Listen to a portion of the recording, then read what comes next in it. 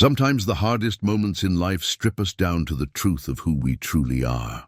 On a dust-covered road outside a small prairie town, young Eliza Harlan sat alone in the dirt with everything she owned in a single suitcase, cast out by her stepfather just hours after burying her mother.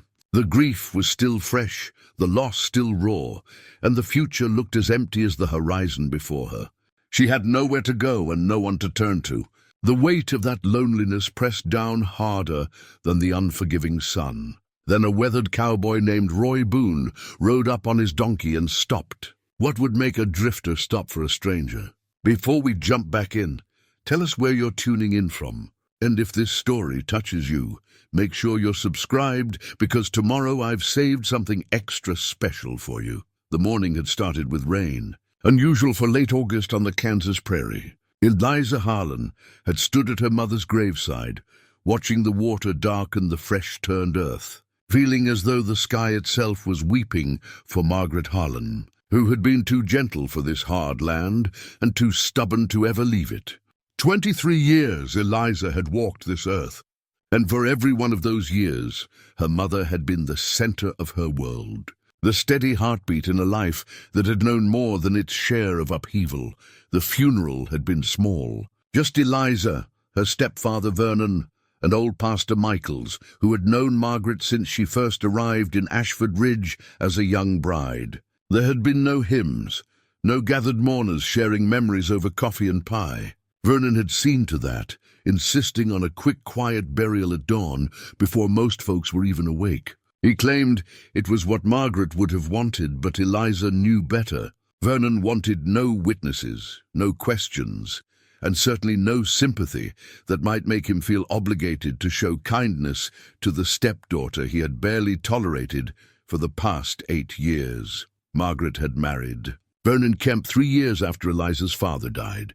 Eliza had been 15 then, old enough to remember her real father, Thomas Harlan, with painful clarity. Thomas had been a freight hauler, a man with gentle hands and a laugh that could fill a room. He had died when his wagon overturned on a muddy road, leaving Margaret with a daughter to raise and debts she could barely manage. Vernon had seemed like salvation at first, a widower with his own small farm, a man who promised security and a roof over their heads. But Vernon had never wanted a ready-made family. He had wanted Margaret's quiet beauty and her capable hands, and he had tolerated Eliza only because refusing her would have meant losing his wife. Over the years, that tolerance had curdled into something colder.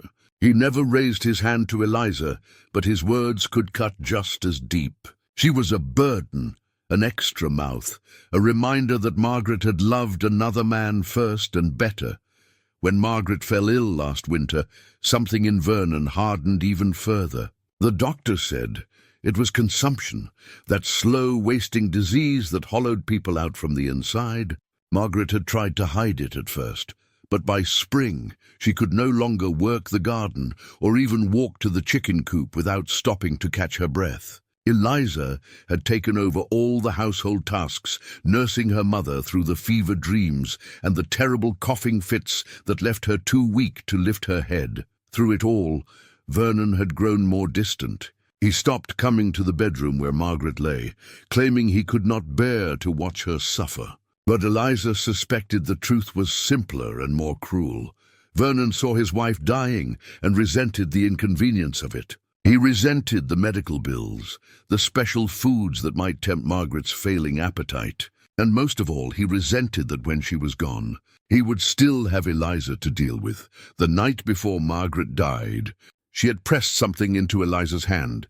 It was a silver locket, tarnished with age but still beautiful, hanging from a delicate chain. Inside was a photograph of Thomas Harlan, young and smiling, and a tiny curl of baby hair, soft as silk. "This was your father's gift to me when you were born," Margaret had whispered, her voice barely more than breath. "He saved for 6 months to buy it. Said every mother should have something fine to remember the best day of her life." Her thin fingers had closed around Eliza's. "Don't let Vernon take it. Don't let him take anything that was ours. Promise me," Eliza had promised, though she did not fully understand why her mother's words carried such urgency. She understood now. The confrontation had happened less than an hour after they returned from the burial. Vernon had walked into the house, poured himself a generous measure of whiskey despite the early hour, and turned to face Eliza with an expression that held no grief, only grim satisfaction. "I'll be plain with you," he had said. "This farm barely supports one person, let alone two. Your mother's gone now, and there's no reason for you to stay. I want you packed and out by noon." Eliza had stared at him, unable to believe what she was hearing. "This is my home. This is my farm," Vernon corrected. "Your mother had no claim to it, and neither do you. I've been patient these 8 years, feeding you, clothing you, putting a roof over your head. That's done now. You're a grown woman. Time you made your own way. Where am I supposed to go?" Vernon had shrugged. "That's not my concern. You could go to your mother's sister in Missouri, if she'll have you, or find work in town. There's always need for girls who can cook and clean. Aunt Ruth hasn't written in 5 years. I don't even know if she's still alive." "Then you'd better hope she is." Vernon had drained his glass and set it down with a sharp click. "Or figure something else out. Either way, I want you gone before supper." Eliza had thought about arguing, about pleading, about reminding him of the years she had worked this farm as hard as any hired hand, never asking for wages, never complaining about the endless chores. But she saw in his face that it would do no good. Vernon had made up his mind long before Margaret died. He had probably been counting the days.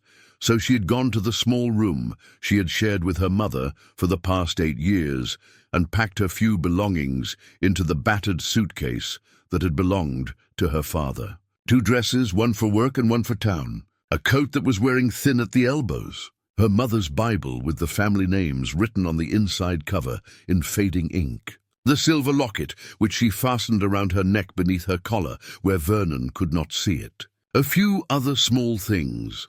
A wooden horse her father had carved for her when she was small. A bundle of letters from her mother's sister from years past. A pair of knitted socks that still smelled faintly of the lavender sachets her mother had kept in the dresser drawer. It all fit in one suitcase with room to spare. 23 years of living, reduced to a load light enough for a young woman to carry on her own. She had walked out without saying goodbye to Vernon. What would be the point? He was already pouring himself another drink, settling into the chair by the window as if he had not just cast out his dead wife's daughter on the day of her burial. The road out of Ashford Ridge stretched in both directions, empty and dusty under the climbing sun. Eliza had started walking east toward town, though she had no clear plan of what she would do when she got there. She had $3.40 in her pocket, saved from selling eggs over the past year.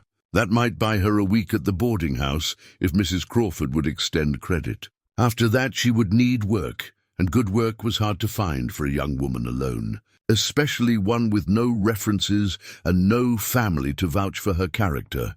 She had made it perhaps half a mile when the weight of it all had crashed over her like a wave. The grief she had been holding back, the fear, the exhaustion from months of nursing her mother through a losing battle, the hollow ache of knowing she was truly alone in the world now. Her legs had simply given out, and she had sunk down at the side of the road with her suitcase beside her, her face in her hands, shoulders shaking with silent sobs. That was where she had been sitting when she heard the slow clip-clop of hooves on the hard-packed dirt. She had looked up, tears still wet on her cheeks, and seen the cowboy. He was not much to look at first glance. Middle-aged, maybe 40 or 45, with weathered skin that spoke of years under the sun. He wore work clothes that had seen better days, patched at the knees and frayed at the cuffs. His hat was stained with sweat and dust. He rode no horse, just a dusty grey donkey that looked as tired and road-worn as its rider. A bedroll and saddlebags hung from the donkey's sides, along with a canteen and a worn rifle in a scuffed leather scabbard. But it was his eyes that caught Eliza's attention. They were pale blue, clear and steady, with a depth to them that suggested he had seen his share of trouble and come through it with his soul mostly intact. When he looked at her, sitting there in the dirt with her suitcase and her tear-stained face, there was no pity in those eyes, just a quiet recognition. As if he understood exactly what kind of day she was having, he had stopped the donkey and dismounted with the stiff movements of a man whose body had logged more miles than it cared to remember. For a long moment, he had simply stood there, holding the donkey's lead rope, studying her with that calm, measuring gaze. "Rough morning?" he had finally asked, his voice low and gravelly, with a hint of something that might have been kindness. Eliza had wiped at her eyes with the back of her hand, trying to summon what dignity she had left. "You could say that." The cowboy had glanced at the suitcase, then back at her face. "Running from something or towards something?" "Neither. Just out of places to be." He had nodded slowly, as if that answer made perfect sense to him. "I know that feeling." He had paused, then extended his hand. "Name's Roy Boone." She had taken his hand. His grip was firm, calloused, and surprisingly gentle. "Eliza Harlan." "Well, Miss Harlan," Roy had said, "I don't mean to pry into your business, but you look like you could use a friend today. I was heading toward Ashford Ridge to see about finding work. If you're heading that direction, you're welcome to walk alongside. Company makes the road shorter. It was a simple offer, nothing more." But in that moment, with the prairie stretching empty in all directions and the full weight of her aloneness pressing down on her, it felt like a lifeline thrown to a drowning woman. Eliza had gotten to her feet, picked up her suitcase, and nodded. "I'd appreciate that, Mr. Boone." "Just Roy," he had said, and there might have been the ghost of a smile at the corner of his weathered mouth. Formality seems a bit much for folks walking the same dusty road.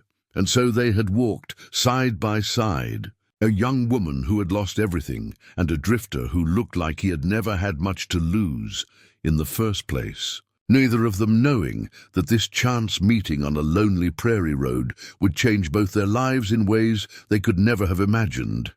The donkey had plodded along behind them, patient and uncomplaining, carrying Roy's worldly possessions and asking nothing more than a handful of grass and some water at the end of the day. Somewhere in the distance, a meadowlark sang, oblivious to human sorrow. The sun climbed higher, burning off the last traces of the morning rain, and the road stretched on toward whatever tomorrow might bring. They walked for the better part of 2 hours before either of them spoke beyond brief pleasantries about the weather and the road conditions. Roy seemed comfortable with silence, the way some men are who have spent years alone with their thoughts. Eliza appreciated that. She was not ready yet to explain her circumstances to a stranger, even one who had shown her unexpected kindness. The town of Ashford Ridge sat in a shallow valley where Willow Creek cut through the prairie on its way to join the Kansas River. It was not much of a town, maybe 300 souls on a good day when the farmers came in from the surrounding homesteads. A main street lined with false-fronted buildings, a church with a modest steeple, a schoolhouse that doubled as a meeting hall, and a collection of homes ranging from well-kept to barely standing. As they approached from the west, Eliza noticed something that made her slow her pace. There was a crowd gathered in front of the general store, perhaps 20 or 30 people, and the murmur of raised voices carried on the afternoon air. In a town this size, a crowd that large usually meant trouble. Roy had noticed it too. His easy stride had become more deliberate, more watchful.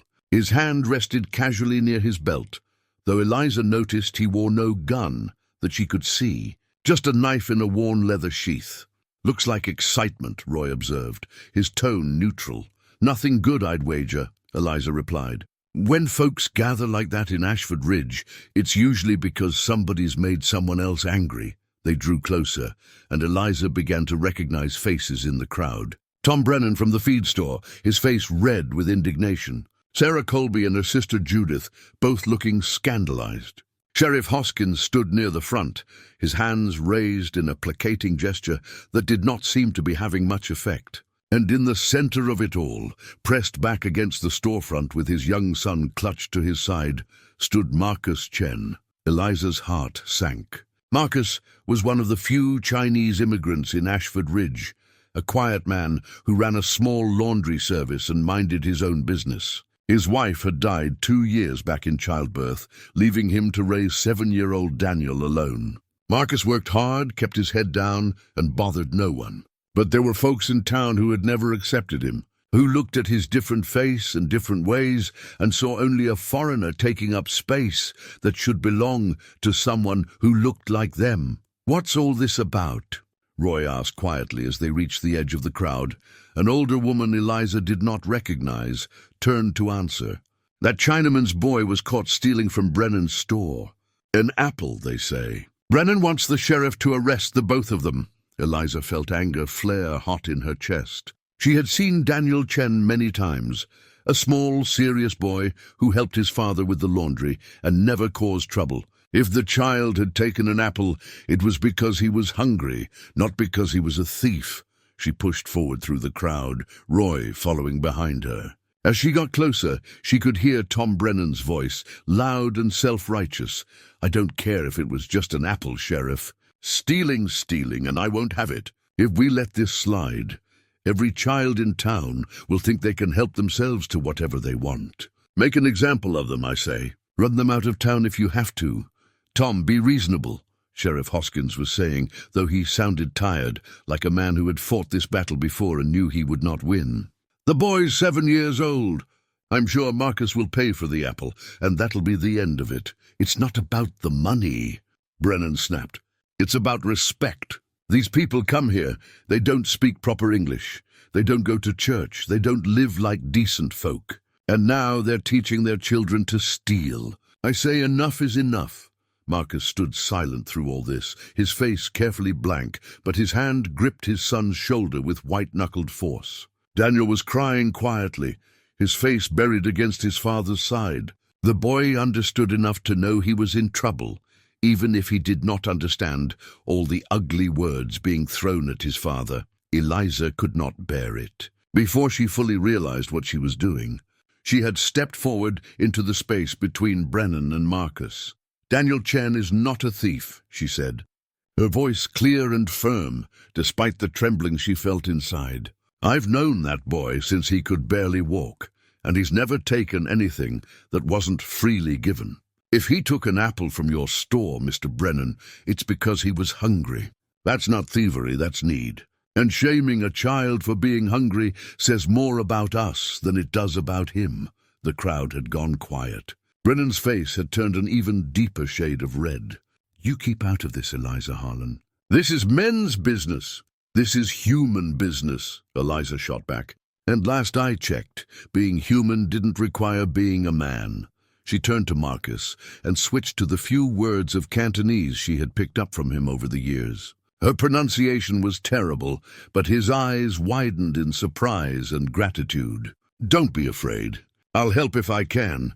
Before Brennan could respond, Roy Boone stepped forward. He moved quietly, but there was something in the way he carried himself that made people take notice. The crowd parted slightly to let him through. "Seems to me," Roy said, his voice calm and conversational, "that a man who gets this upset over a single apple might want to examine his own heart. When I was a boy, I stole an apple from a merchant's cart because my belly was empty and I had no other choice. The merchant caught me, but instead of calling the law, he gave me a whole bag of apples and told me to come back when I needed work. That kindness changed my life, made me want to be the kind of man who helps instead of punishes." He reached into his pocket and pulled out a silver coin, more money than a single apple was worth. He held it out to Brennan. "Here, for the apple and the trouble. No need to punish a child for being hungry. Seems to me we've all been hungry at one time or another." Brennan stared at the coin, then at Roy, clearly torn between his anger and his greed. The crowd was watching, waiting to see what he would do. If he refused the money, he would look petty. If he took it, he would have to back down from his demands. Finally, Brennan snatched the coin from Roy's hand. "Fine, but I don't want to see that boy near my store again, you hear me? Chinese or not, I won't tolerate thieving." "Understood," Roy said evenly, though there was something in his eyes that suggested he did not respect the man's terms one bit. The crowd began to disperse, disappointed at being denied more drama. Marcus bowed slightly to Roy and Eliza, his face still carefully neutral, but his eyes bright with emotion. "Thank you," he said quietly in accented English. "You are kind, too kind. Nobody should be treated like that, Eliza said fiercely. Nobody. Marcus nodded, then took his son's hand and walked away quickly, before anyone else could decide to make more trouble for them. Daniel looked back once over his shoulder, his tear-stained face grateful and confused in equal measure. Roy watched them go, then turned to Eliza. That was brave, he said. Also a bit foolish. You've made an enemy in Brennan, if you didn't already have one. I don't care, Eliza said, though her hands were shaking now that the confrontation was over. Someone had to speak up. True enough. Roy studied her for a moment, something like respect in his weathered face. You've got more steel in your spine than most folks twice your size, Miss Harlan. Eliza, she corrected. If we're traveling together, may as well drop the formalities. Fair enough. Roy glanced around the now mostly empty street. I don't suppose there's a boarding house in this town that might have a room for the night? Eliza's stomach sank as she remembered her own situation. There's Mrs. Crawford's place, but I doubt she has room. And even if she does, I can't afford more than a few days. Roy was quiet for a moment, thinking. Then he reached into his coat and pulled out a small leather pouch. From it, he withdrew a tarnished bronze medallion on a faded ribbon. Eliza caught a glimpse of an eagle and a banner before Roy closed his hand around it. I wasn't planning to show this to anyone, Roy said slowly. But circumstances being what they are, I think maybe it's time to call in an old debt. He looked at Eliza. There's a man who lives about 10 miles north of here, runs a horse ranch. We served together during the war between the states, and he told me if I ever needed anything, I should come find him. I never have, but I'm thinking maybe now's the time. He might have work for me, and if I vouch for you, probably for you too. At the very least, he'd give us a place to stay while we figure things out. Eliza looked at the medallion in Roy's hand, then at his face. There was something there she had not seen before, something harder and more complicated than the easygoing drifter she had taken him for. What kind of service? She asked carefully. The kind that leaves marks, Roy said. But that was a long time ago. Different life. Eliza thought about her options. She could try to make her way in Ashford Ridge, but after today's confrontation, she had likely closed whatever few doors might have been open to her. She could try to find her aunt in Missouri, but that would take money she did not have and might lead nowhere. Or she could trust this stranger who had shown her more kindness in a few hours than her stepfather had shown in 8 years. 10 miles north, she said. Is your friend expecting you? No, but that's never stopped me before. Roy tucked the medallion back in its pouch. His name's Joseph Graham. Good man, fair. If he says he'll do something, he does it. Then let's go, Eliza decided. I've got nothing left for me here anyway. Roy nodded, a hint of approval in his eyes. He turned and took up the donkey's lead rope again. Come on, Sadie girl. Few more miles won't kill us. The donkey snorted as if to disagree, but followed obediently as they turned north, leaving Ashford Ridge behind them. As they walked, Eliza fingered the locket at her throat, hidden beneath her collar. She thought about her mother, about promises made and kept, about the strange turns life takes. This morning, she had stood at a graveside with no future visible beyond the next heartbeat. Now she was walking into the unknown with a stranger, toward a place she had never been, to ask help from a man she had never met. It should have terrified her. Instead, for the first time since her mother fell ill, Eliza felt something that might have been hope. The sun was settling low on the horizon when they finally saw the Graham Ranch in the distance. It sprawled across a gentle rise in the prairie, a substantial operation with a 2-story house, a large barn, several outbuildings and corrals that held what looked like 30 or 40 horses. Smoke rose from the chimney, and lamplight glowed warm in the windows. It looked like prosperity, or at least the hard-working kind of comfort that came from years of steady effort. Roy had grown quieter as they walked, and Eliza noticed the tension in his shoulders, the way his jaw was set. Whatever history he had with Joseph Graham, it carried weight. How long since you've seen him? She asked. 15 years, give or take. Roy's eyes were fixed on the ranch ahead. We parted on good terms, but war changes people. Sometimes the men who survive aren't quite the same men who fought. Are you worried he won't remember you? No, Joseph's not the forgetting type. Roy paused.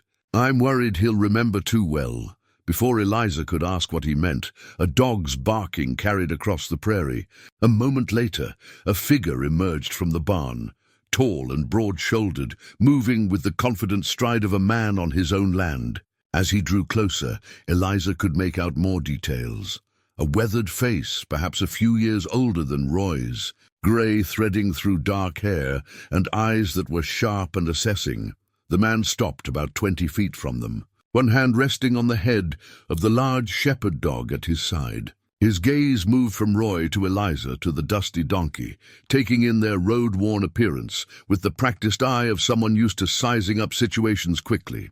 "Help you folks?" he asked, his tone neutral but not unfriendly. Roy took off his hat. "Hello, Joseph." "Been a while." The man's eyes widened slightly. "Roy Boone. I'll be damned." He stepped forward and a genuine smile broke across his face. "How long's it been?" "Too long." Roy's own smile was smaller but real. "I hope you meant what you said back in Tennessee about that door always being open." "I meant it then." "I mean it now." Joseph's attention shifted to Eliza. "Though I see you're traveling with company these days." "This is Miss Eliza Harlan," Roy said. "We met on the road this morning. She's had a difficult day, and I thought maybe you might have work for both of us. If you're still in the business of taking in strays." Joseph's expression softened as he looked at Eliza, and she saw understanding there, not pity. "Any friend of Roy's is welcome here, Miss Harlan.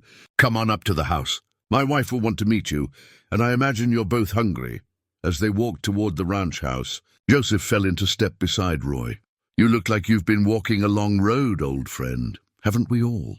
Roy's tone was light, but there was an undercurrent Eliza could not quite read. The house was well built and well kept, with a wide porch and rocking chairs that had been worn smooth by use. As they climbed the steps, the front door opened and a woman stepped out. She was perhaps 40, with kind eyes and capable hands, her dark hair pulled back in a practical bun. She wore a simple dress and an apron, and there was flour on her forearms. "Joseph, who've you brought home now?" she asked, though her tone was warm, almost amused. "Sarah, this is Roy Boone, an old friend from the war. And Miss Eliza Harlan, who's traveling with him." Joseph's hand found his wife's shoulder in an easy, familiar gesture. "They're in need of work and a place to stay. I told them they were welcome." Sarah's gaze moved between Roy and Eliza saw no judgment there, only the same open kindness her husband had shown. "Well then, come inside. Supper's nearly ready, and we've got plenty for 2 more. You can tell us your story over the meal, if you're of a mind to share it." The interior of the house was warm and inviting, lived in but clean. A fire crackled in the stone hearth. The furniture was solid and practical, built to last. But what caught Eliza's attention was the mantel above the fireplace. There, arranged with obvious care, was a collection of objects that told the story of the Graham family. A faded photograph of a younger Joseph and Sarah on their wedding day, a child's first shoe, a battered harmonica, and in the center, a wooden cross carved with intricate detail and darkened with age. Sarah noticed Eliza looking. "That cross belonged to Joseph's father," she said. "He carved it himself on the ship coming over from Ireland when he was just a boy. It's been in the family ever since. Joseph's mother gave it to him before she passed. Said it would keep him safe, remind him who he was no matter where life took him." Joseph ran his thumb along the worn wood, his expression distant. "It came with me through 3 years of war. Saw things that Cross shouldn't have had to witness. But it kept me grounded when everything else was chaos." He looked at Roy. "You remember that night at Shiloh, when we thought we wouldn't see morning?" "I remember," Roy said quietly. "I held on to that cross and thought about Sarah waiting for me back home, about the life we'd planned. That's what got me through." Joseph's gaze was steady. "A man needs something to hold on to when the world's trying to shake him loose from himself. Something that reminds him why he keeps putting one foot in front of the other." Eliza thought of her mother's locket. hidden beneath her collar, and understood exactly what he meant. Over supper, a simple but generous meal of roast chicken, potatoes and fresh bread, the story came out in pieces. Eliza spoke briefly of her mother's death and Vernon's cruelty, and Sarah's expression grew stormy. Joseph's jaw tightened, but he said nothing until Eliza was finished. "That's not right," he said finally. "A man has an obligation to family, even family that comes through marriage. Casting you out like that, especially on the day of your mother's burial," he shook his head. "That's not how decent people behave." "Decency's in short supply these days," Roy observed. "As we saw in town this afternoon." He told them about the incident with Marcus Chen and his son, and Sarah's face flushed with anger. "Tom Brennan's always been a small-minded fool," she said. "But this is worse than usual." "That poor child!" "The girl here stood up for them," Roy said, nodding at Eliza. "Brave as anything, right in front of the whole town. Made Brennan back down or near enough." Joseph looked at Eliza with new respect. "That took courage.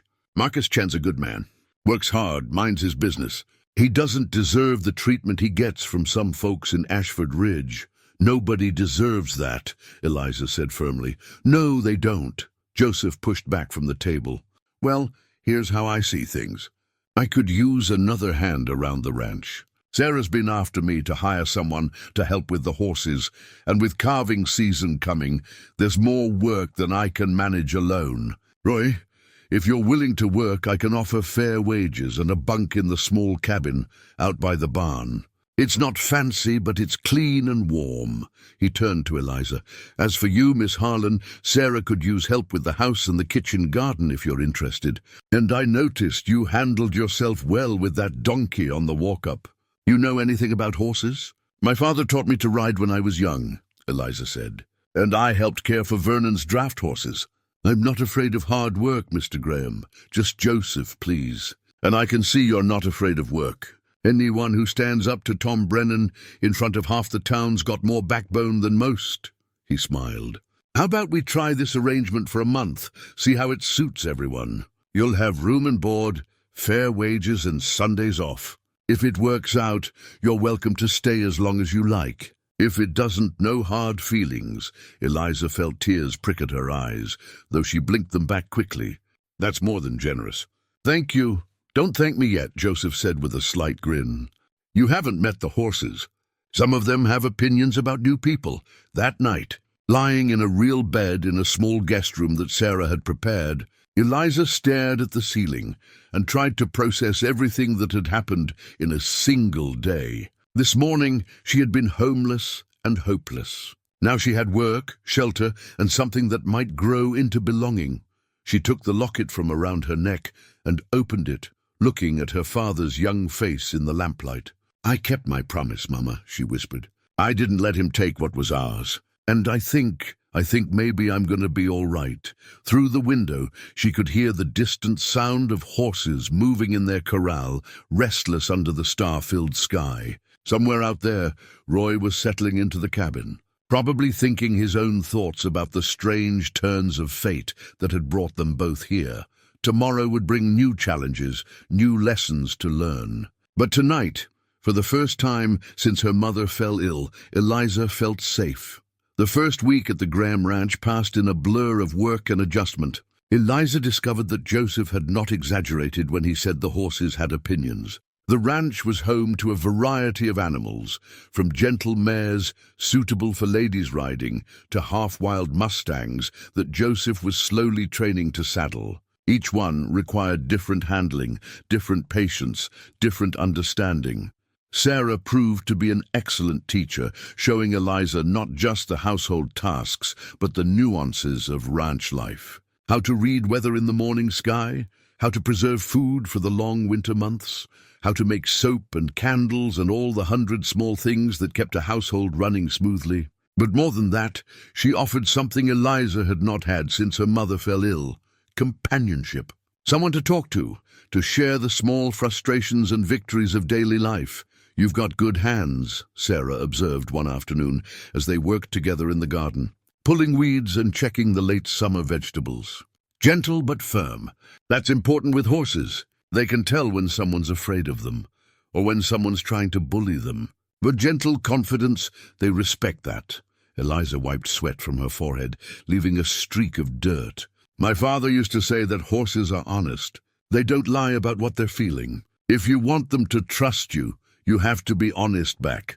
Your father was a wise man. Sarah sat back on her heels studying Eliza. You miss him every day. And my mother too. Eliza's hand went unconsciously to the locket at her throat. Some days it feels like I'm carrying them both with me. Other days it feels like they're slipping further away, and I can't quite remember the sound of their voices. Grief's like that, Sarah said gently. It doesn't move in straight lines.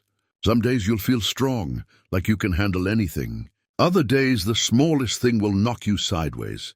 That's normal. That's human. They worked in comfortable silence for a while, the afternoon sun warm on their backs. From the corral came the sound of Roy's voice, low and steady, talking to one of the horses. Eliza had noticed that he spent most of his time with the animals, particularly the difficult ones. He had a way with them, a patience that seemed endless. Roy's good at what he does, Sarah remarked, following Eliza's gaze. Joseph says he's never seen anyone gentler with a frightened horse. Whatever Roy did during the war, it taught him something about trauma and healing.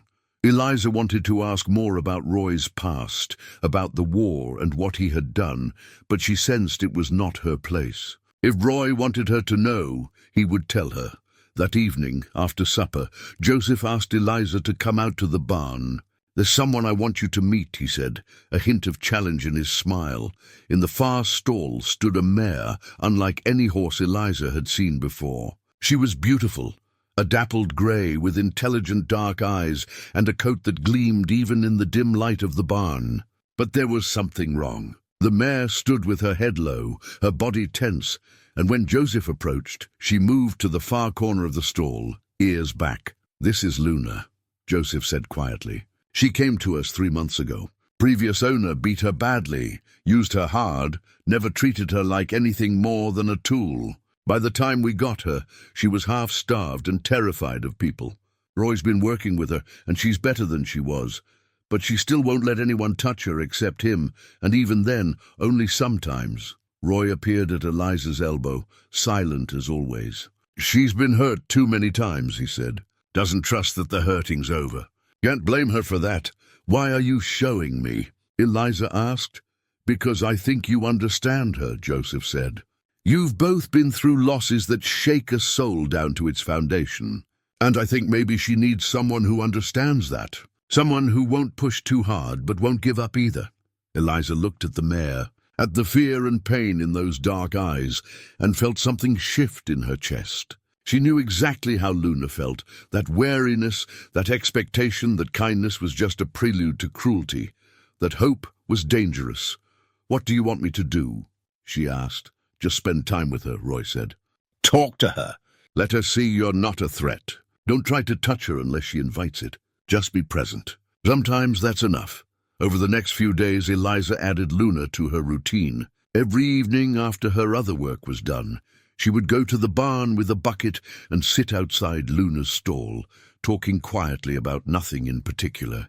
Her mother, her father, the day's small events. The mare would stand in the far corner at first, watching with wary eyes. But gradually, night by night, Luna began to inch closer. You're doing well with her, Roy said one evening, appearing with a bridle he was mending. He settled onto a hay bale nearby, his hands working the leather with practiced ease. She's curious about you now. That's progress. She's starting to trust maybe, Eliza said. Or at least starting to believe I won't hurt her. Same thing in the end. Roy's hands paused in their work. Trust is just believing that the hurting's over, that whatever comes next won't be worse than what came before. Is that what you learned in the war? Roy was quiet for a long moment. I learned a lot of things in the war. Most of them I'd rather forget. But yes, I learned about trust. How easy it is to break, how hard it is to rebuild. How sometimes the people who need it most are the ones least able to accept it. Is that why you drift? Because it's easier not to trust anyone? Maybe. Roy's smile was sad.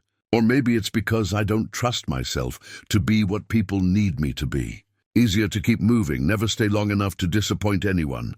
You haven't disappointed anyone here, Eliza pointed out. Give it time. But there was no bitterness in his voice, just a weary acceptance. He held up the bridle he had been mending, a beautifully tooled piece of leather, old but well cared for, with silver conchos that caught the lamplight. This was Joseph's father's bridle. Brought it from Ireland when he came to America. Joseph gave it to me when we mustered out, said he wanted me to have something that represented hope, a new start. I've carried it with me ever since, even though I've never had a horse worthy of wearing it. Why not? Because I've never stayed anywhere long enough to own a horse. Everything I have fits in a bedroll and saddlebags. That's by choice. That's how I've kept moving all these years. He ran his thumb over the silver. But lately I've been thinking maybe it's time to stop moving. Maybe it's time to try staying in one place, see what that feels like. This seems like a good place to try, Eliza said. It does, doesn't it? Roy looked at her then, really looked at her, and she saw something in his eyes she had not seen before.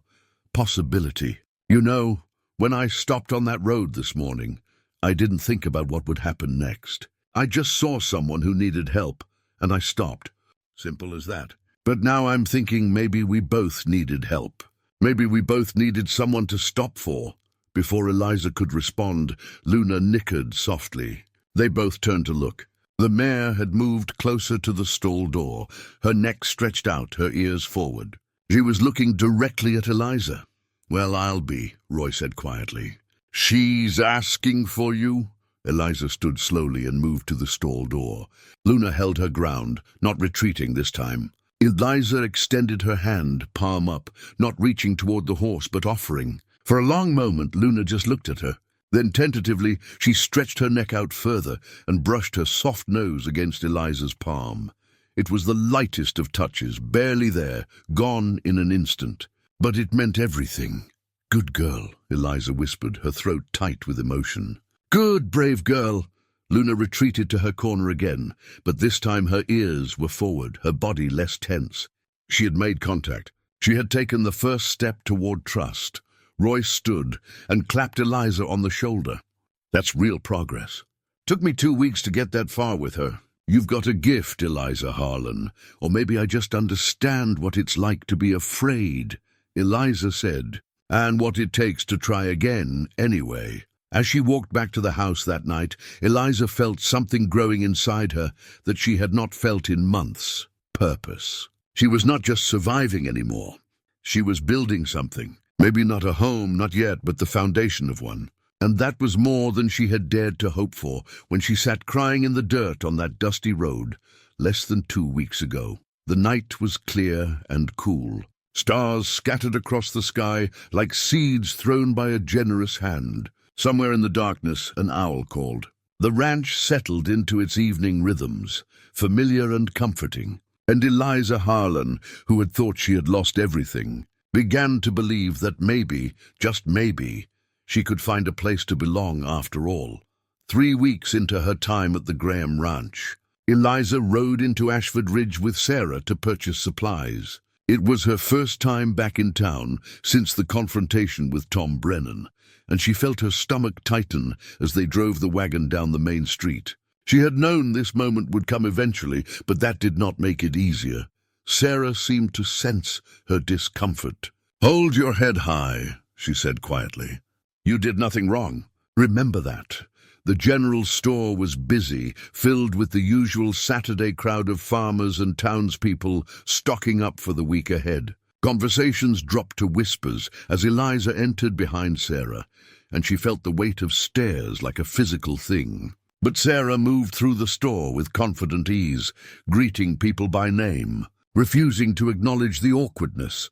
They were loading their purchases into the wagon when Marcus Chen appeared, his son Daniel at his side. The boy was carrying a small bundle wrapped in brown paper, and when he saw Eliza, his face lit up with recognition. Marcus bowed slightly, then extended the package to Eliza. "For you," he said. "Small gift. To say thank you." Eliza unwrapped the paper to find a beautifully embroidered handkerchief, delicate work with tiny flowers stitched in blue and gold thread. "Mr. Chen, this is too much. It is not enough," Marcus interrupted gently. What you did, what you risk for us, words cannot repay. My mother in Canton, she teach me this embroidery as boy. I teach my wife. Now I teach Daniel. Is family tradition. We want you to have. Daniel nodded seriously. Papa says you're brave. Like a warrior. Eliza felt her eyes sting with tears. She crouched down to the boy's level. You're the brave one, Daniel. And your father is the strongest man I know. As they prepared to leave, Vernon appeared at the far end of the street, emerging from the saloon with unsteady steps. Eliza's whole body tensed. She had not seen him since the morning he cast her out, and she had hoped to avoid him entirely, but Vernon spotted her, and his face darkened. He started toward them, his gait becoming more purposeful. Sarah moved closer to Eliza, a subtle show of support. Well, well, Vernon said when he reached them, his breath reeking of whiskey. Look who's still hanging around town. Thought you'd have the sense to leave, girl. I'm not here for you, Vernon, Eliza said, keeping her voice steady. I'm just getting supplies. Living off charity, are you? Found someone else to leech off of? His eyes narrowed. Should have known you'd land on your feet somehow. Women like your mother always knew how to use men. Something hot and fierce flared in Eliza's chest. Don't you dare speak about my mother that way. I'll speak however I damn well please. She was my wife, and you were my burden. Still are, apparently, if you're still in my town causing trouble. This isn't your town, Vernon, Sarah interjected, her voice cold as Winterstone. And you've said quite enough. Eliza works for my husband and me. She's earned every bit of what we give her through honest labor, which is more than can be said for some. Vernon's face flushed an ugly red. You stay out of this, Mrs. Graham. This is family business. She stopped being your family the moment you threw her out, Sarah said. Now step aside. We have work to do. Vernon looked like he wanted to say more, but a small crowd had gathered, drawn by the raised voices. Among them was Sheriff Hoskins, his expression weary but alert. Vernon seemed to calculate his options, then spat in the dirt near Eliza's feet and stalked away. The ride back to the ranch was quiet. Eliza's hands shook as she held the reins, anger and old pain churning in her stomach. Sarah let the silence stretch for a while, then spoke. He's a small man, trying to feel big by making others feel small. Don't let him take up space in your head, Eliza. He's not worth it. I know. It's just seeing him brought it all back. The way he looked at my mother near the end, like she was already dead, and just inconveniencing him by taking so long about it. The way he counted every penny spent on medicine, every bit of food that went to her instead of him. Eliza's voice broke. I should have stood up to him then. Should have told him what I thought of him. You were caring for your dying mother, Sarah said firmly. That took more strength than any confrontation would have. You did what mattered most. Never doubt that. When they arrived back at the ranch, they found Roy and Joseph in the barn, working on a fence panel that needed repair. Roy took one look at Eliza's face and set down his tools. What happened? Sarah explained while Eliza stood silent, her arms wrapped around herself. Joseph's expression grew dark, but Roy's face went carefully neutral, the way it did when he was working hard to control strong emotion. Want me to go have a word with him? Joseph offered. No, Eliza said quickly. That'll just make things worse. Vernon thrives on conflict. Best to just ignore him. Ignoring bullies doesn't usually make them go away, Roy observed. Maybe not. But I won't give him the satisfaction of knowing he got to me. Eliza straightened her shoulders. Besides, I have work to do. Luna's waiting for her evening visit. As she walked toward the barn, Roy fell into step beside her. They did not speak until they reached Luna's stall. The mare had made remarkable progress over the past few weeks. She would now take food from Eliza's hand and allowed gentle touches to her neck and shoulders. It was slow work, but it was working. You know, Roy said as they watched Luna eat an apple from Eliza's palm.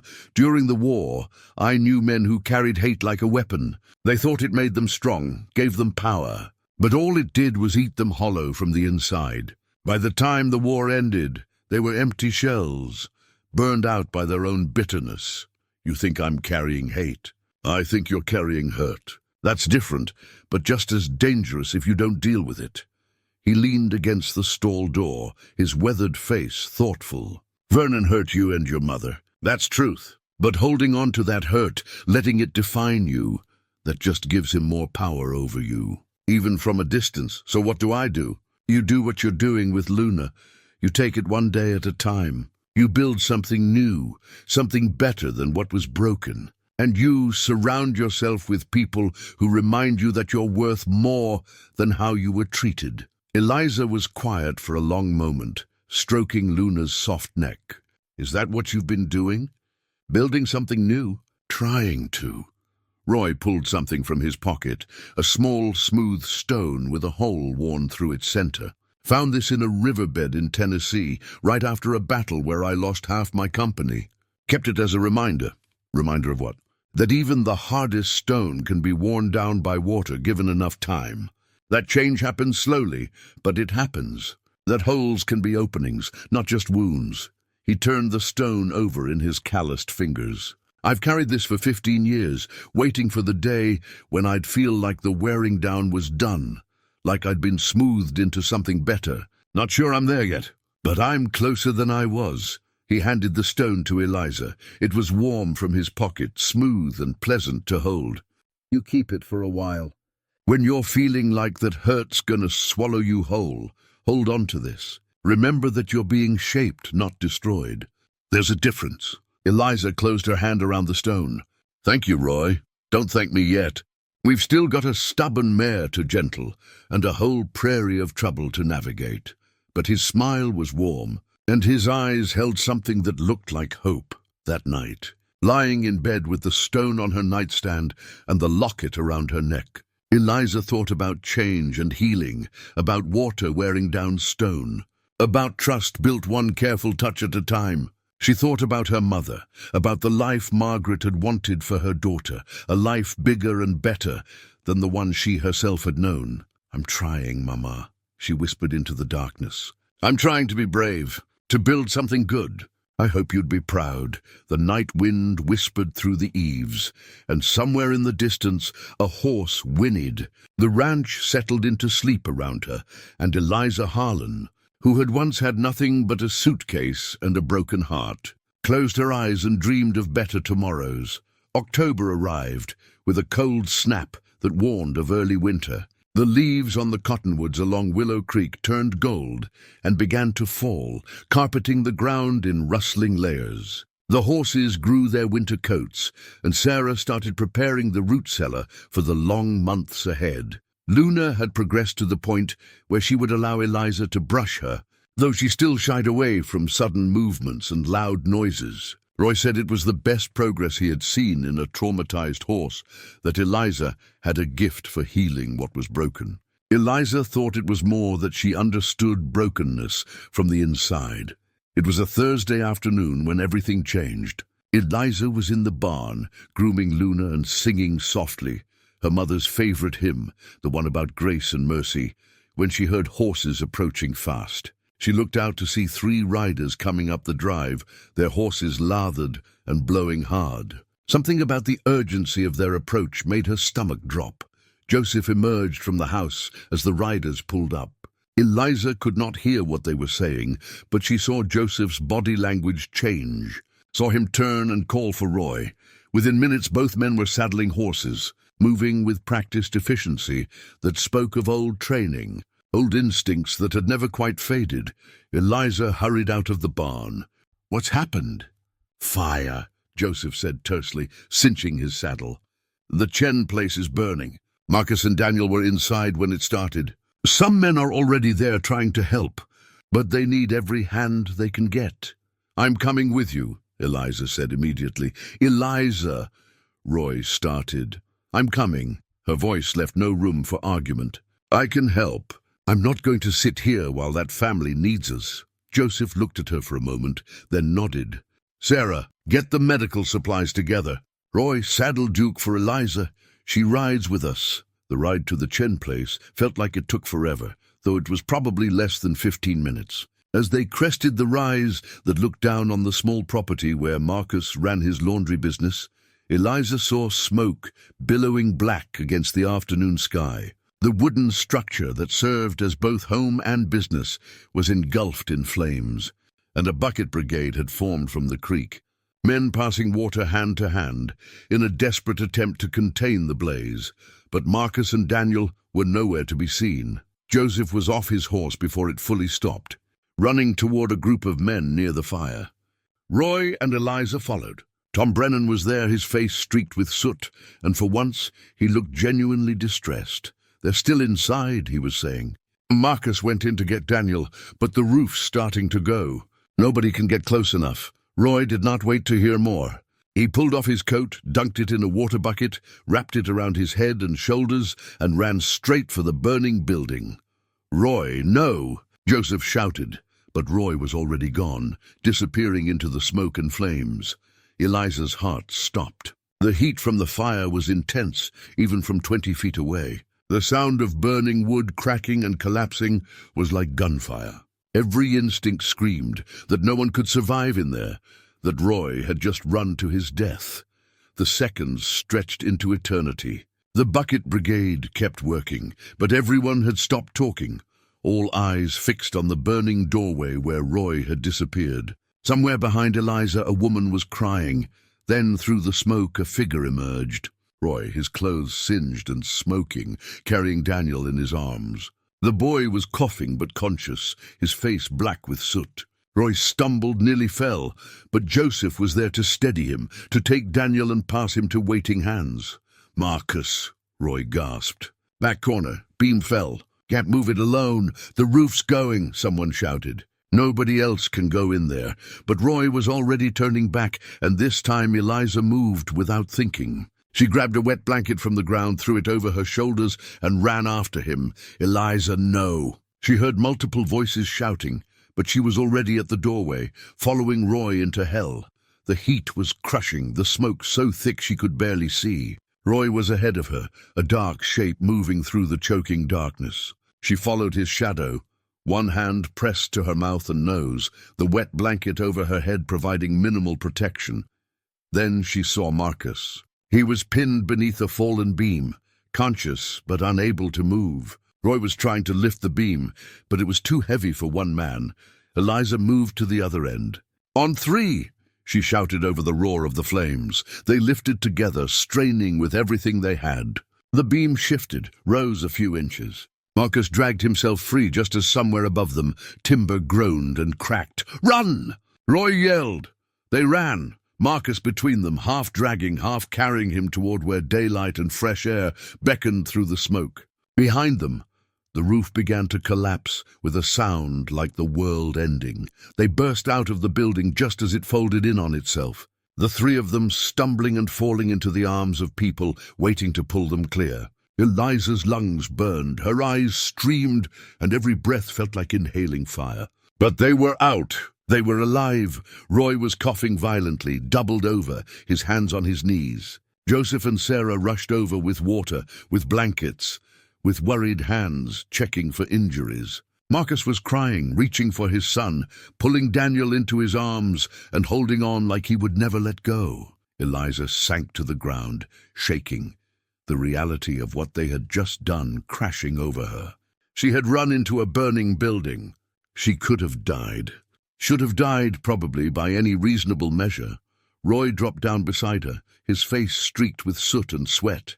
"You're insane," he said, but there was something like admiration in his voice. "Absolutely insane. What were you thinking?" "I was thinking I wasn't going to let you be a hero by yourself," Eliza managed between coughs. "Someone had to make sure you came back out. Could have been killed, so could you."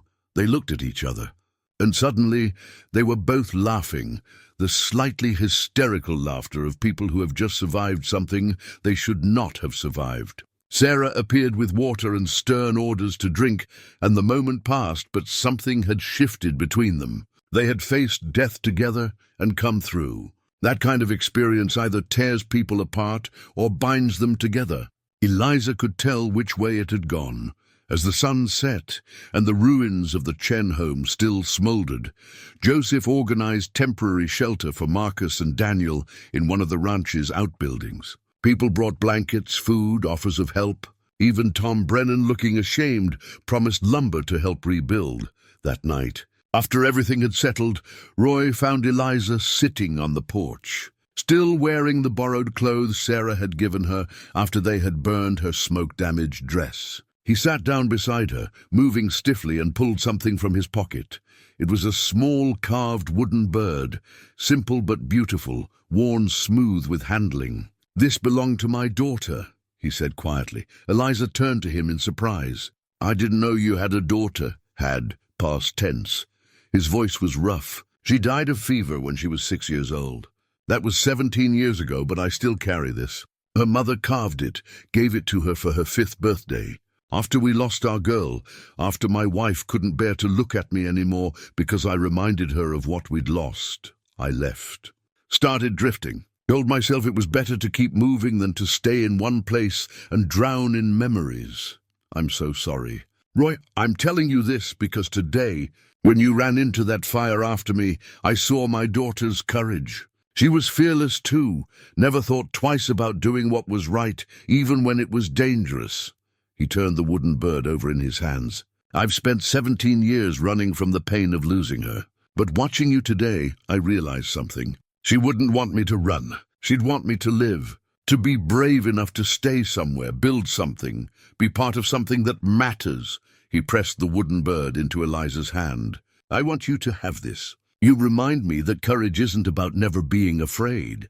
It's about being afraid and doing what needs doing anyway."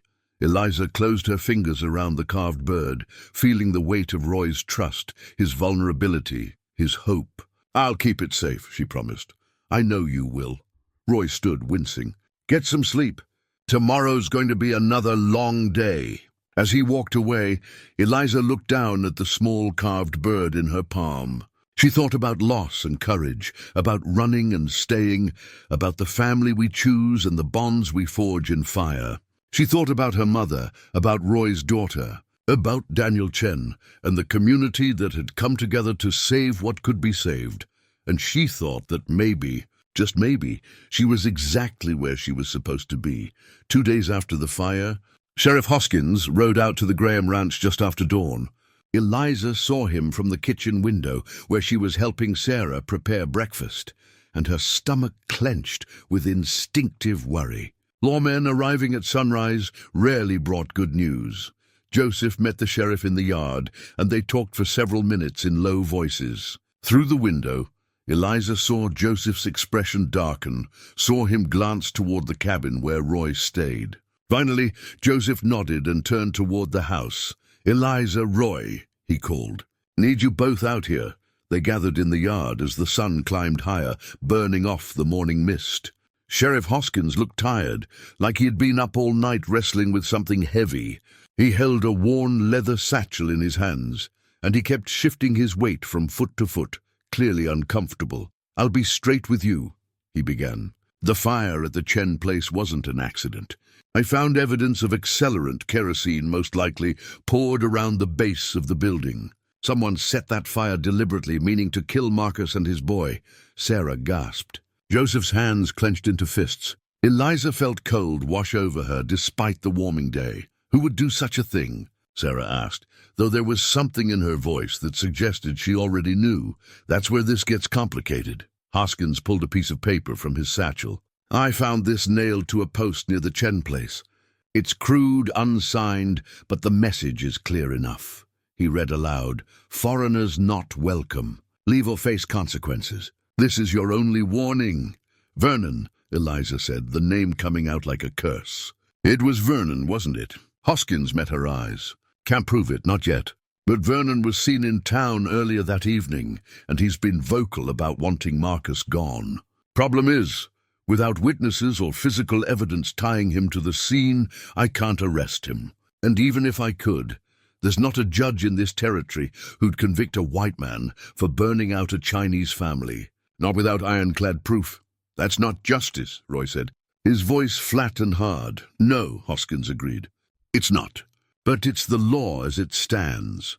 He paused, then looked directly at Roy. "Which brings me to the second reason I'm here. I need to ask you some questions, Mr. Boone, about your past." The air seemed to freeze. Roy's face went carefully neutral, but Eliza saw his shoulders tense, saw the way his right hand moved fractionally toward his belt. Old instincts never fully buried. What kind of questions? Joseph asked, stepping slightly forward, a subtle positioning that put him between Roy and the sheriff. Hoskins pulled another document from his satchel, this one official-looking with a seal at the bottom. I received a telegram yesterday from a U.S. Marshal in Missouri.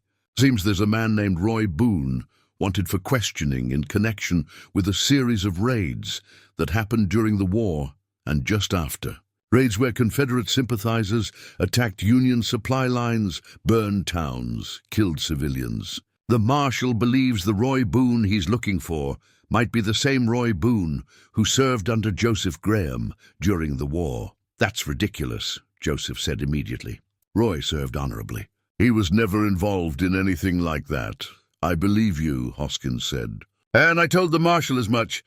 But he's asking me to verify Roy's whereabouts during certain dates, to confirm his identity, and to hold him if there's any doubt about his story. He looked at Roy again. I need to see your discharge papers, Mr. Boone, and I need you to account for your movements in the years immediately following the war.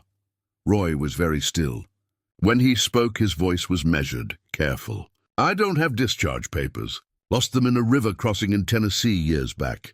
As for my movements after the war, I drifted. Worked odd jobs, never stayed long anywhere. Can't give you specific dates or witnesses for most of it.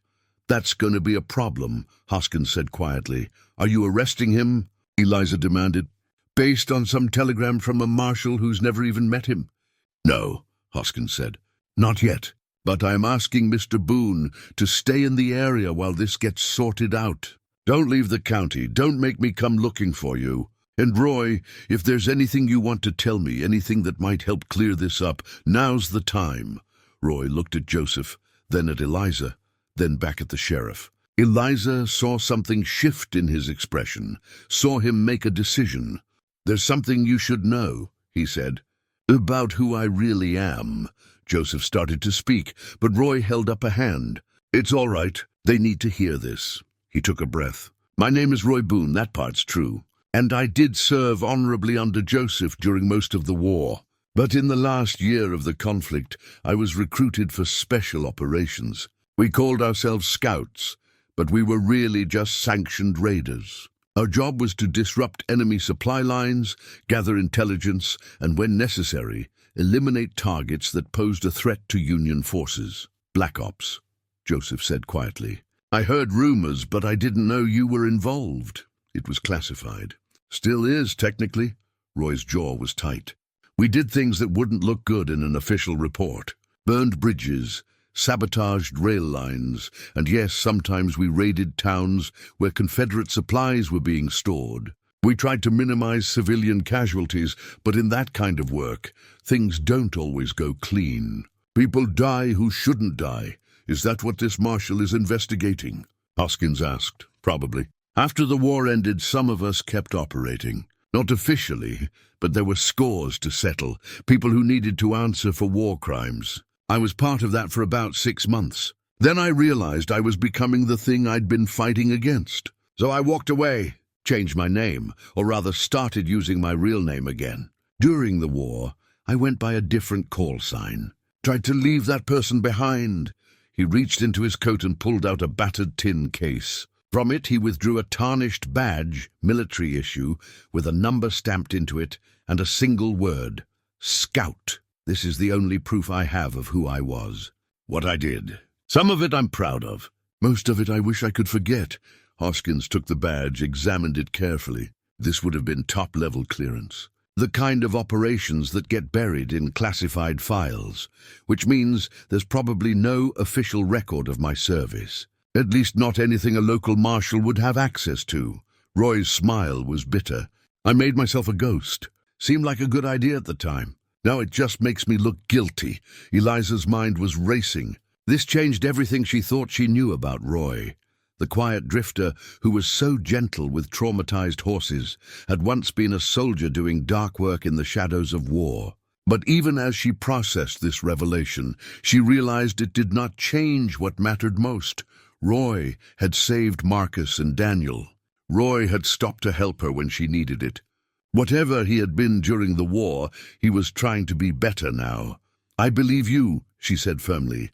Whatever you did during the war, you were following orders, doing what you thought was right. And the man I know, the man who's been here these past weeks, that's a good man." "She's right," Joseph added. "Roy Boone is a man of honor. I'd stake my life on that." Hoskins was quiet for a long moment, turning the badge over in his hands. Finally he sighed.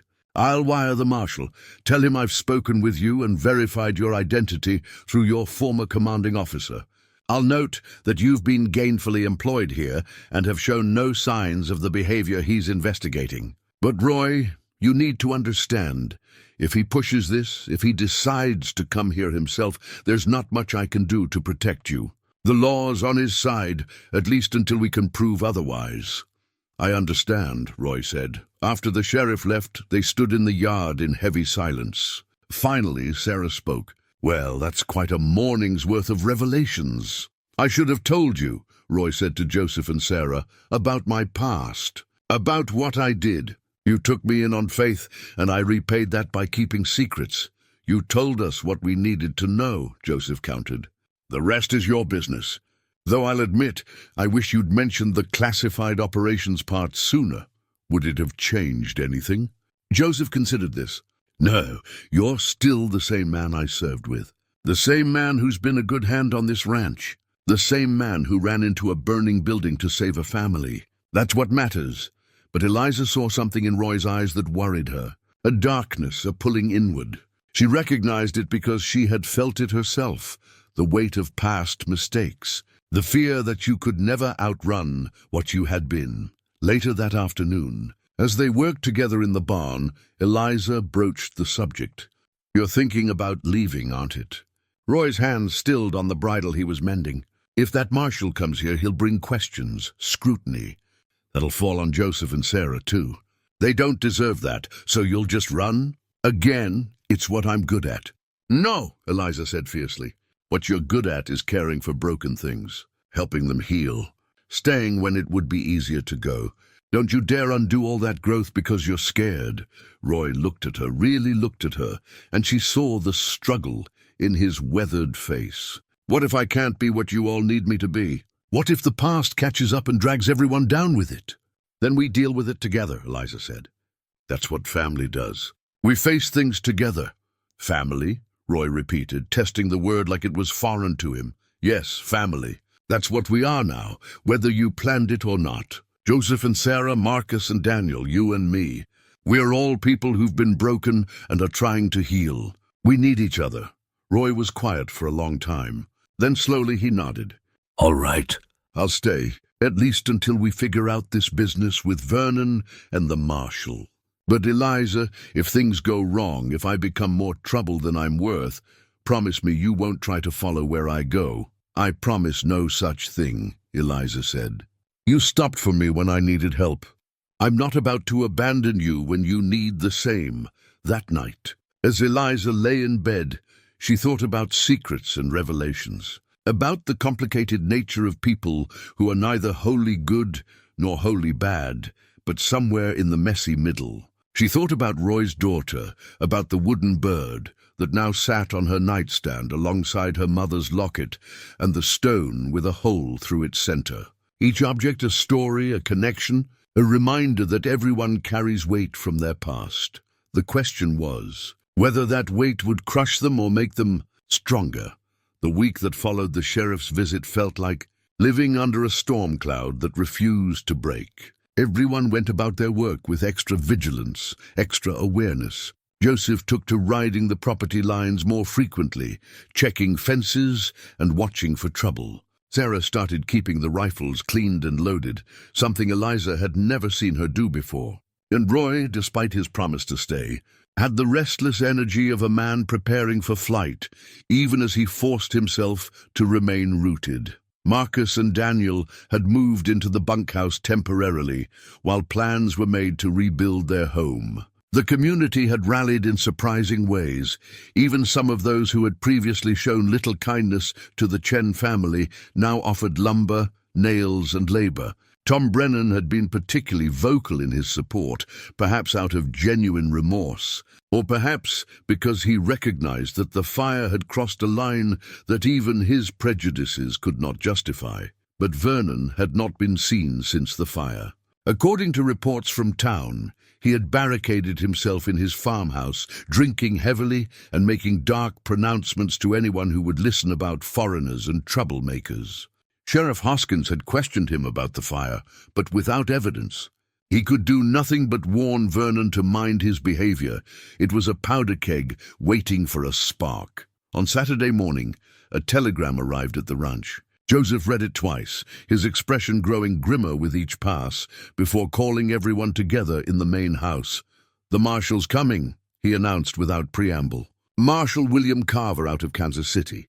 He'll be here Tuesday next to interview Roy and examine whatever evidence I can provide about his wartime service." "That gives us 3 days," Roy said quietly. "3 days to what?"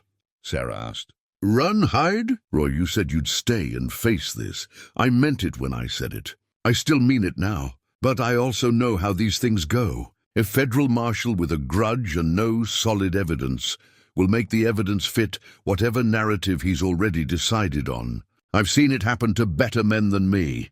Then we make sure he doesn't have a narrative to work with," Joseph said firmly. "We gather every piece of documentation we can find that proves your service record. Letters, orders, anything that shows you were where you say you were, doing what you say you were doing. Most of that's classified or destroyed. Then we find what isn't, and we get statements from everyone who can vouch for your character now. The man you are today should count for something." Over the next 3 days, they worked with focused intensity.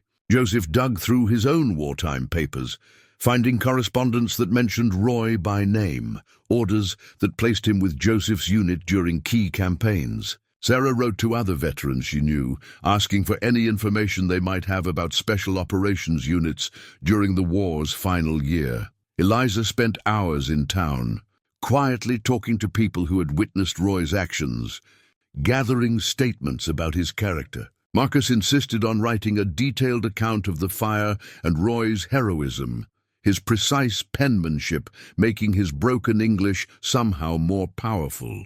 Even Tom Brennan, when Eliza approached him at his store, agreed to write a statement acknowledging Roy's good character and his own shame at having initially misjudged the situation with Marcus. But it was Daniel Chen who provided the most unexpected help.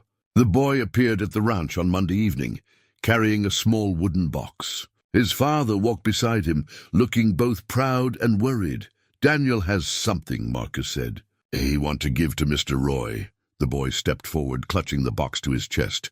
"Papa says you need good luck. Says Marshall might take you away." His eyes were wide and serious.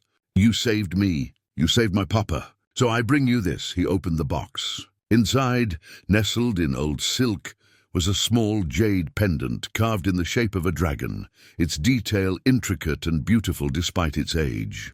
"This belonged to my great-grandfather. He bring from China when he come to America. Papa's papa give to papa. Papa give to me. Now I give to you." Roy knelt down to Daniel's level. "Son, I can't take this. It's too valuable, too important to your family." "You are family too," Daniel said simply. "You save our life. In my culture, that make you family forever. Please take. Dragon protect you. Make you strong," Marcus nodded. "He is right. You save our life. This is small thing to give, but it carry great meaning. Please accept with our gratitude." Roy's throat worked. He reached out and took the box with gentle hands, holding it like the precious thing it was. "I'll keep it safe," he promised. "And if things go well, I'll return it to you when this is all over." "No," Daniel said firmly. "Is yours now. You keep forever. Remember you have family who love you." After Marcus and Daniel left, Roy sat on the porch steps, holding the jade dragon, turning it over in the lamplight. Eliza sat down beside him. "You've built more than you realize here," she said quietly. "You stopped being a drifter the moment you decided to care." "Caring makes everything harder," Roy replied, but there was no bitterness in his voice, only a kind of resigned wonder. "When you don't care about anything, you can walk away clean. But once you start caring, once you let people in, leaving tears something inside you, then don't leave, even if the marshal arrests me. Even then, we'll fight it. We'll appeal it. We'll do whatever it takes." Eliza's voice was fierce. You told me that giving up wasn't the same as letting go. Don't give up on this, Roy. Don't give up on us. Roy looked at her, and in the lamplight his weathered face seemed younger somehow, less burdened. When did you get so wise? When I met a stubborn cowboy who taught me that family isn't always the one you're born into. Sometimes it's the one you choose, or the one that chooses you. Tuesday arrived cold and grey, with the smell of coming snow in the air. Marshal Carver rode in just after noon, a tall man in his 50s, with steel-grey hair and eyes that missed nothing. He wore a badge pinned to his vest and carried himself with the authority of someone used to being obeyed. Joseph met him in the yard, cordial but wary. The marshal dismounted and accepted the offer of coffee, though he declined to come into the house. "I'll speak with Mr. Boone first," he said. "Alone, if you don't mind." "I do mind," Joseph replied. "Roy's not a criminal. He's a war veteran and a valued member of this household. You can question him in my presence or not at all." The marshal's eyes narrowed slightly, but he nodded. "Very well. Where is he?" Roy emerged from the barn, walking with steady, unhurried steps. He had cleaned up for the occasion.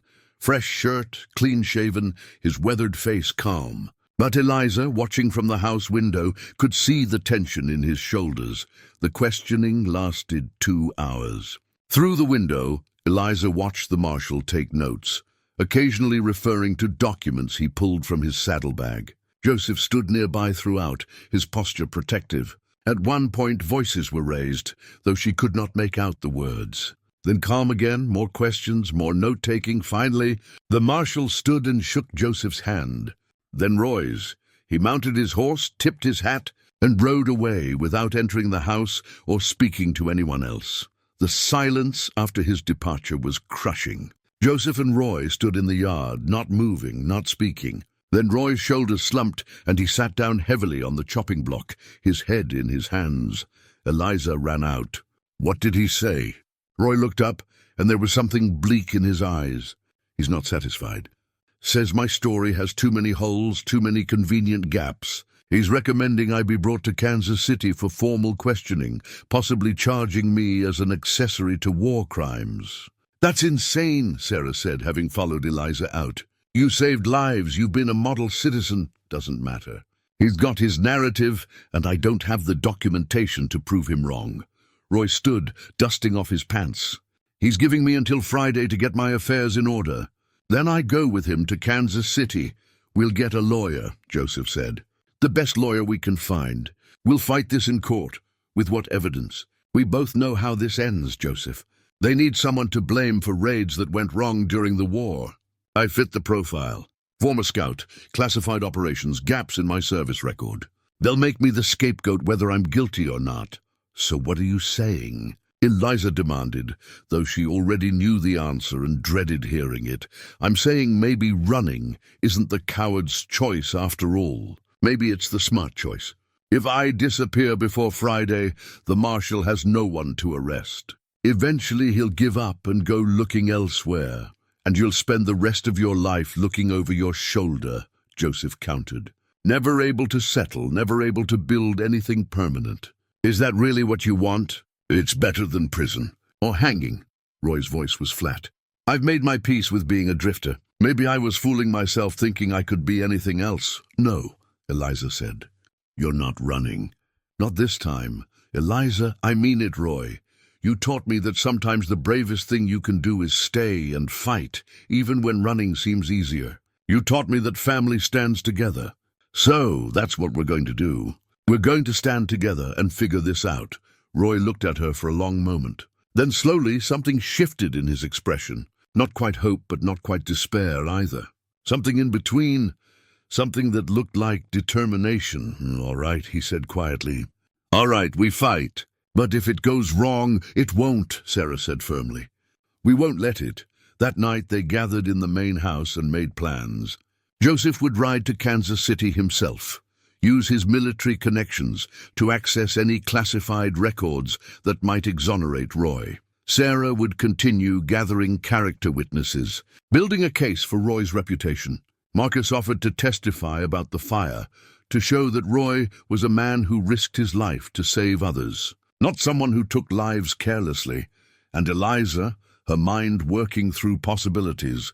Thought about Vernon and the fire, about the marshal's timing, about the convenient narrative that would let him close an old case by pinning blame on a man with no way to defend himself. "There's something we're missing," she said suddenly. "Some connection we're not seeing." "What do you mean?" Joseph asked. "The timing. The marshal shows up now, right after Vernon tries to kill Marcus and fails, right after Roy becomes a local hero. It feels orchestrated, like someone wanted the marshal here to distract from something else." Roy sat forward. "You think Vernon tipped off the marshal?" "I think Vernon wants you gone. He's always resented outsiders, people who don't fit his idea of who belongs here. First Marcus, now you. What better way to get rid of you than to use the law to do it?" Sarah's eyes widened. "That would mean Vernon has connections, access to federal marshals. How would a small-time farmer manage that?" "Maybe he's not as small-time as we thought," Joseph said slowly. "Or maybe he knows someone who is." They looked at each other, the pieces of a larger puzzle starting to fall into place.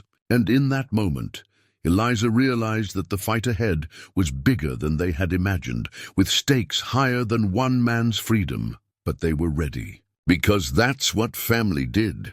They faced the darkness together, and they didn't back down. Wednesday morning brought the first snow of the season, light flakes that melted as soon as they touched the ground. Eliza was in the barn with Luna, brushing the mare's thick winter coat when she heard horses approaching. Not the casual pace of neighbors, but the urgent rhythm of men riding with purpose.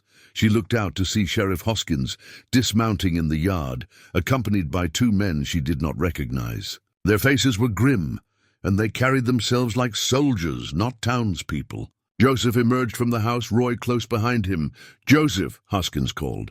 "Need to speak with you. It's urgent." They gathered in the yard, and Hoskins wasted no time. "We found Vernon an hour ago." "He's dead. Shot once through the chest. Looks like it happened last night." His house had been ransacked, papers everywhere, like someone was looking for something specific. The world seemed to tilt. Eliza gripped the barn door to steady herself. Vernon dead, murdered. The implications crashed through her mind like a stampede. "And before you ask," Hoskins continued, looking directly at Roy, "you're not a suspect. We have 3 witnesses who place you at McCreary's feed store in town last night, buying supplies. You couldn't have been at Vernon's place during the time of death. Then who?" Joseph asked. "That's what we're trying to figure out." Hoskins pulled a bundle of papers from his coat. "But here's where it gets interesting. Among Vernon's papers, we found this." He held up a letter bearing an official seal. "Correspondence with Marshal Carver dated 3 weeks ago. Vernon wrote to him, claimed he had information about a war criminal hiding in Ashford Ridge, said this criminal was connected to raids in Missouri. Same ones the marshal's been investigating." Roy's face went pale. "Vernon set me up. Looks that way. But there's more." Hoskins unfolded another document, this one older, yellowed with age. "We also found this. It's a deed dated 1862, showing that the property Vernon was living on originally belonged to your mother's family. Eliza, Margaret Harlan's father, homesteaded that land, and it should have passed to her when he died, then to you when she died. Vernon had no legal claim to it. Eliza felt like the ground had dropped out from under her." "What?" "Your stepfather stole your inheritance," Hoskins said bluntly. "Used forged documents to claim the land as his own after your mother died. He knew if you ever found out, if you ever challenged his claim, he'd lose everything. So he needed you gone and discredited. That's why he threw her out so quickly," Sarah said, understanding dawning. "He was afraid she'd start asking questions, looking through papers. And when she found refuge here, when Roy became a local hero after the fire, Vernon panicked," Joseph added. "He called in the marshal to neutralize Roy, probably hoping that with both of them gone or discredited, no one would question his claim to the land. But someone else knew," Roy said quietly. "Someone else knew about Vernon's fraud and killed him for it. The question is who and why." One of the men with Hoskins stepped forward. He was younger, maybe 30, with sharp eyes and the bearing of someone used to authority. "My name's Deputy Marshal James Whitmore. I work with Marshal Carver, or rather I did, until about 6 hours ago when I arrested him. Stunned silence. Then Eliza found her voice. You arrested the Marshal? Marshal Carver's been running a side operation for years, Whitmore explained, using his badge to extort people, threatening them with false charges unless they paid him off. Vernon was one of his marks. Carver knew about Vernon's land fraud and was blackmailing him. When Vernon couldn't pay anymore, Carver threatened to expose him unless Vernon helped set up Roy Boone, gave Carver someone to pin those old war crimes on. It would make Carver look good, close some embarrassing cases, and give him leverage over Vernon. But Vernon got cold feet, Hoskins continued. He knew that if Roy went down, people would start digging, asking questions. Eventually they'd uncover his own crimes. So he went to Carver last night, probably trying to call the whole thing off, or maybe threatening to expose Carver's extortion. And Carver killed him, Roy finished. That's our theory, Whitmore confirmed. We found evidence in Carver's hotel room linking him to the scene. His gun had been recently fired, and he has no alibi for the time of death. He's in custody now, facing murder charges. The investigation into you, Mr. Boone, is closed. Carver fabricated most of his evidence, and what he didn't fabricate, he misrepresented. You're cleared of all charges. Roy sat down heavily on the porch steps, looking like a man who had been holding his breath for days and could finally exhale. Joseph's hand came down on his shoulder, steady and sure, but Eliza's mind was racing in a different direction. The land, she said. What happens to the land now? Whitmore pulled out the deed. According to this document, and assuming it's authentic, which we'll need to verify, the property belongs to you, Miss Harlan. It's your inheritance. It always was. Eliza stared at the yellowed paper, at her grandfather's name written in fading ink, at the description of the 160 acres that her family had worked and loved and poured their lives into. The land her mother should have inherited. The land that was rightfully hers. Vernon had stolen it, had used her mother, had tolerated Eliza only as long as necessary, and then had tried to erase her claim entirely. And in doing so, he had set in motion the events that led to his own death. She should have felt vindicated, should have felt justice had been served. But all she felt was a deep, weary sadness for all the pain that greed and fear could cause, for lives twisted by bitterness, for opportunities for grace that were missed, because some people chose cruelty over kindness. What will you do? Sarah asked gently. With the land, I mean.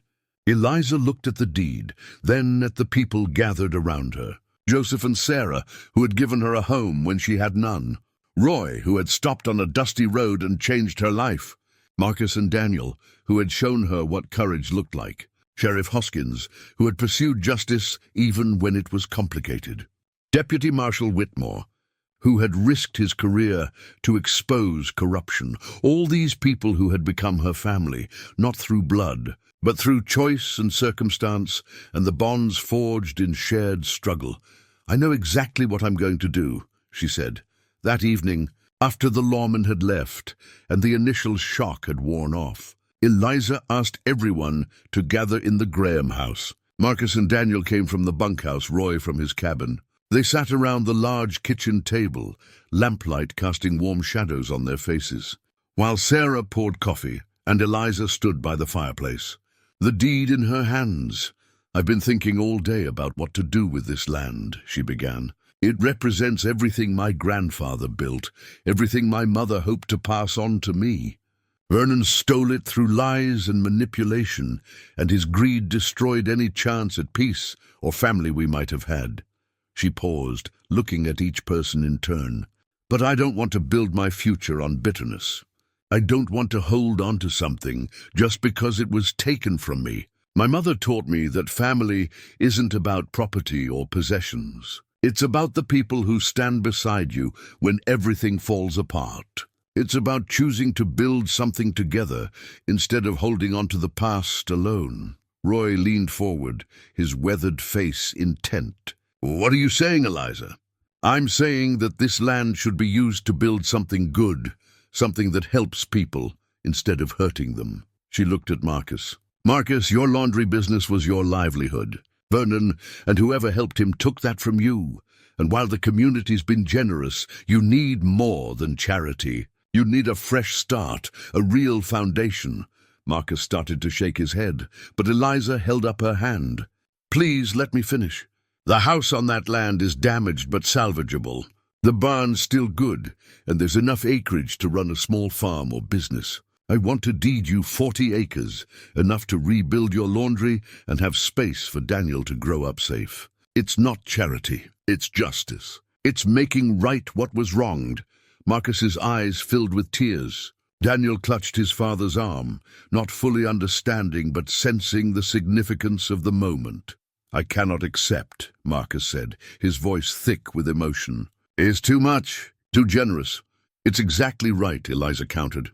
And it's not negotiable. Unless you'd rather argue with a stubborn prairie girl who's had enough of men telling her what she can and can't do with her own property. Despite his tears, Marcus smiled. When you say like that, I cannot argue. Good. Eliza turned to Roy. Roy, you told me once that everything you own fits in a bedroll and saddlebags. You said you've never stayed anywhere long enough to own a horse. I'm offering you 40 acres too. Not charity, but partnership. I want to use the rest of the land to start a horse ranch, specializing in rehabilitating traumatized animals. You'd be my partner, full share. We'd build something together, something that matters. Roy's hand moved unconsciously to his pocket, where Eliza knew he carried the wooden bird that had belonged to his daughter. Eliza, I don't know what to say. Say yes. Say you'll stop drifting and start building. Say you'll trust that you deserve a home. Her voice softened. You stopped for me on that road. Let me return the favor. Roy looked at Joseph as if seeking permission or guidance. Joseph smiled. She's offering you what I've been trying to give you for weeks, old friend. A place to belong. Take it. Yes, Roy said finally, his voice rough. Yes, I'll take it. And I'll do my damnedest to deserve it. You already do, Sarah said warmly. Eliza took a breath, steadying herself for the last part. That leaves 80 acres. I'm keeping 20 for myself. A place to build a house when I'm ready. But the other 60, I want to deed to Joseph and Sarah. Absolutely not, Joseph said immediately. We can't accept that. You've already given away half your inheritance, and I'm choosing to give the rest to people who matter to me, Eliza said firmly. You gave me a home when I had nothing. You taught me what real family looks like. You showed me that kindness isn't weakness, and that courage sometimes looks like opening your door to strangers. That land adjoins your property. It'll give you room to expand the ranch, bring in more horses, maybe take on more people who need what you gave me. Sarah's eyes were bright with tears. Eliza, I've made up my mind, Eliza said. All of you have given me more in the past 2 months than Vernon gave me in 8 years. More than I ever hoped to find after Mama died. You gave me purpose, dignity, and hope. This land is just dirt and grass. What matters is what we build on it together. There was a long moment of silence. Then Daniel spoke up, his young voice clear in the quiet room. Mama always say, family is who feed your heart, not who share your blood. You all feed my heart. So you all family. The simple wisdom of a 7-year-old child cut through all the complicated emotions, all the protests and hesitations. Sarah laughed through her tears and pulled Daniel into a hug. Joseph stood and clasped Eliza's hand, then Roy's, then Marcus's, forming a circle around the table. Family, he said. By choice, by necessity, by grace. However we got here, we're family now. That night Eliza stood alone on the porch, looking out at the snow-dusted prairie silvered by moonlight. She held her mother's locket open, studying her father's young face in the dim light. I kept my promise, Mama, she whispered. I didn't let him take what was ours. But I'm not keeping it the way you meant. I'm sharing it. I'm building something bigger than one family, bigger than one legacy. I hope that's all right. I hope you'd be proud. The wind whispered through the cottonwoods, and for just a moment Eliza could have sworn she heard her mother's voice in it, soft and approving. Let go, baby girl. Build something new. That's all I ever wanted for you. She closed the locket and pressed it to her heart. Then she went inside, where warmth and lamplight and the family she had chosen waited for her. Behind her, the prairie stretched away into darkness, vast and unforgiving as always. But somewhere in that darkness, seeds of something better were already taking root. By spring they would bloom, by summer they would flourish.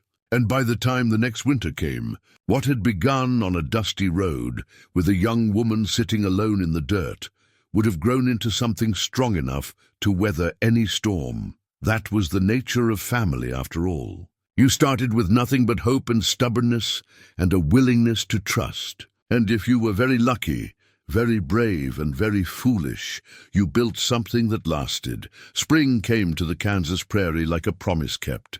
The snow melted into black earth that steamed in the warming sun, and green shoots pushed up through the mud with determined optimism. The cottonwoods along Willow Creek unfurled new leaves, and meadowlarks returned to sing their territorial claims from fence posts and telephone wires. 6 months had passed since that snowy morning when Eliza's world had turned upside down for the second time, though this time in a direction that led toward hope instead of despair. In that time, much had changed. Marcus Chen's new home stood solid and proud on his 40 acres, a modest but well-built structure with a separate building for his laundry business. The community had pitched in to help with construction, and Marcus had insisted on doing much of the work himself, teaching Daniel the skills a man needed to build a life with his own hands. The boy had grown taller, more confident, his laughter coming easier now that he lived on land where no one could tell him he did not belong. Roy Boone's cabin sat on the far edge of the horse ranch that was slowly taking shape. It was small but comfortable, built with care by hands that had finally stopped shaking with the urge to drift. Behind it, new corrals held 6 horses in various stages of rehabilitation. Luna had been the first, and she now bore a saddle without flinching, responding to Eliza's gentle commands with trust that had been earned one patient day at a time. The other horses, each carrying their own history of trauma and mistreatment, were learning the same lesson Luna had learned, that not all humans would hurt them, that some humans were worth trusting. Roy had proven to be everything Eliza had hoped as a partner. His patience with broken creatures was infinite, his understanding of trauma both intuitive and hard-earned. But more than that, he had become the stable presence in her life that she had not known she needed, part father figure, part friend, part fellow survivor, learning to rebuild alongside her. Joseph and Sarah had expanded their operation onto the adjacent 60 acres, bringing in more breeding stock and hiring 2 additional hands to help with the work. The Graham Ranch was thriving, and with it, the entire community seemed to be lifting itself into better days. On a warm April morning, Eliza rode Luna across the property that now bore her family's name again, Harlan Ranch. The name felt right, felt like honoring her parents without being bound by their struggles. She stopped at the top of a rise where she could see all 4 properties spread out below her, a patchwork of fences and buildings and possibilities. This was the spot where she planned to build her own house eventually.